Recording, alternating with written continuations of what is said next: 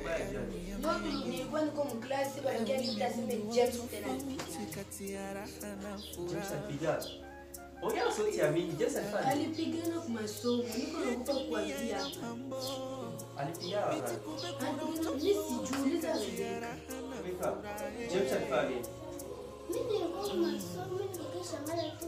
Shetani alinizunga Mungu simuoni. James. Ulifanya nini kwa masomo? Amenichokoza.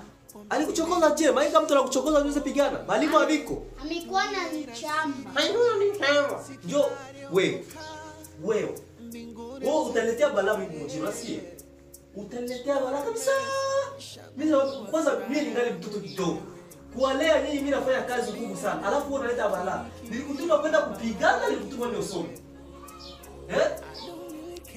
Nilikutuma uende kupigana, nilikutuma ndio usome. Mtosi nizoenda mkubita. Wewe vile mimi wale vile. Nakwambia iwe ya kwanza na mara ya mwisho. Nikisikia tena habari ya sekatini mtu anapigana. Sitia hiyo, unasikia? Toka. Kesi ya uhujumu uchumi inamkabili. Sikiza, mwangalie pale chini. Huko chakula. Nyumba ni nini? Ni bolo nipapigia mzuri sana, unasikia? Leo kushiba. Nipiga mboga, unasikia?